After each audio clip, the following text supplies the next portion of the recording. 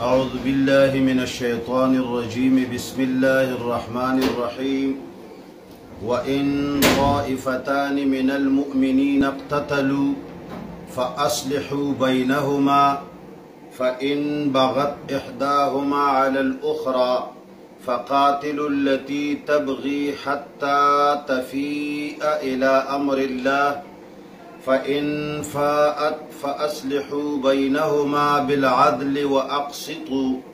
إن الله يحب المقسطين إنما المؤمنون إخوة فأصلحوا بين أخويكم واتقوا الله لعلكم ترحمون. تمام امت مسلمتا خصوصا د کورم ایجنسی غیرو مسلمانانو رونو پنوم باندې یو څو خبرې کوم. یو څو ورځې کیږي چې په کورم ایجنسی کې یو څو شرپسنده مولیان راپاسېدلي دي. هغوی په هغه علاقه کې د یو حق پرسته سړي چې هغه په سمکنو قوم کی اوسیگی او هغه موحدین دی، غالبا اهل حدیث ورونه دی. نو هغه کې هغه شرپسند مولیانو د هغوی خلاف پراپګاندا کړی دا او قومونه را پارولی دي. دا هغه شرپسند مولیان دي چې نن 10 کال مخکې د مولوی خان بادشاه دامت برکاتهم خلاف را پورته شوي او بیا مناظرې نه وتښتېدل او قومونه یې غونډ کړل، فساد یې جوړ کو او د شیخ خان بادشاه صاحب کوټې وسوځولې، کتابونه یې وسوځول، قرآن یې راواغستو. عوام ورته وویل چې دا خو قرآن مجید دی، دوی ورته وویل چې اور ته یې ور واچوئ دا د پنجپیریانو کتاب دی. بیا الحمدلله سن 97 98 99 2000 کې دی بندا په کورم ایجنسی کې د الله د توحید आवाज پورته ک. همدغه مولیانو چې بیا زما خلاف راپورته شول او د توحید د سنت خلاف سپکې خبرې کولې، خو مناظرې طاقت یې نه لرلو چې په هر ډګر کې به زه ورته کېناستم دوی به پټ شول. جلسې به یې کولې او په جلسو کې به یې زموږ خلاف ناکاره خبرې کولې، سپکې خبرې به یې کولې، کنځلې به یې کولې. بعضې داسې سپکې کنځلې هم ماته یاد دي چې هغه زه ویلی نشم، خو چې کله به د مناظرې او د علم میدان راغی بیا به دوی پټو. بالآخر زمونږ غیرو موحدینو رونو د دوی تمامې دسیسې ناکامې کړې او الله جل جلاله دوی نیست و نابود کړل. او په کورم ایجنسی کې د الله د یووالي د توحید او د سنت الحمدلله تر اوسه پورې دوره ده. هلته شرکیات چې کوم د شیعګانو د وجې نه پیدا شوي، بدعات او رواجونه چې کوم د هندوانو د زمانې نه پاتې وو، غیرو مسلمانانو هغو ټولو شرکیات او بدعاتو ته لتې ورکړې او خلک الحمدلله ټول موحدین دي.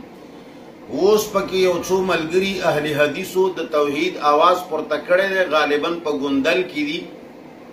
نو دغه شرپسنده مبتدعین مولیان چې همیشه د شیعګانو در پرده ملګري دي او دوی هغه خلق دي چې یو ځلې پیر سیف الرحمن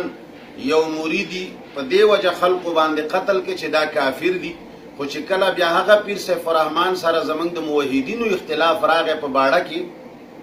نو دغه شرپسند مولا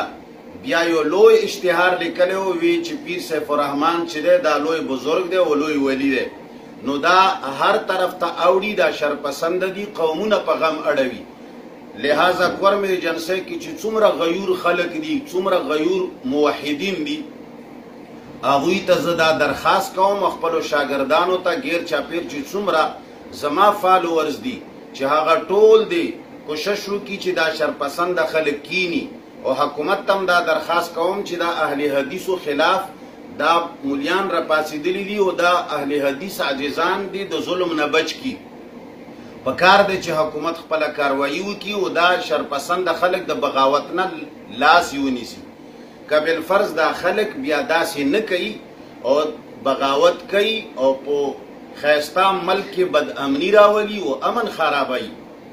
نو په کورم ایجنسی کې چې څومره زما فالوورز دي هغو ټولو ته زما د طرفه دا امر او دا هدایات دي چې هغه د دې موحد دا شاهد چې کم په ګوندل کې اوسیږي د دغو په شا دي ودرېږي او د دوی ملګرتیا دي وکړي او د دغو ظالمانو لاس دي ونیسي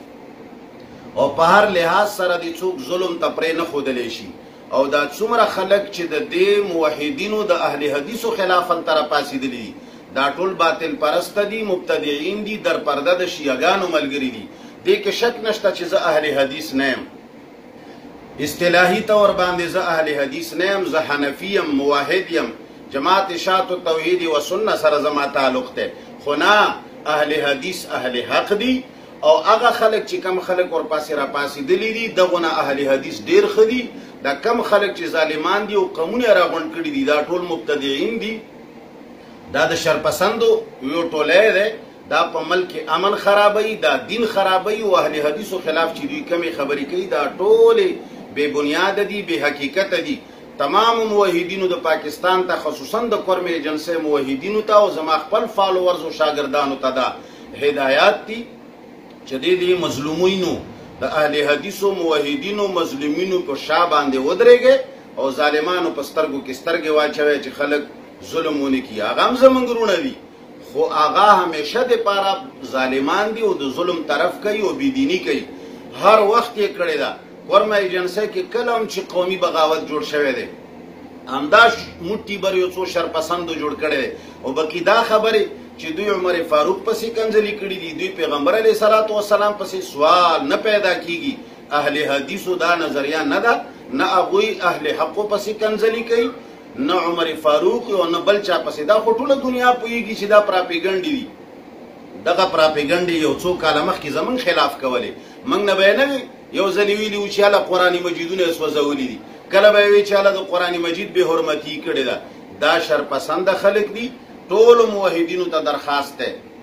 چې په قرم ایجنسۍ کې د اهل حدیثو په طرفدارۍ باندې ودرېږئ او د مشرکانو مبتدعینو ته یې پرې نه ږدئ واخر دعوانا ان الحمد لله رب العالمین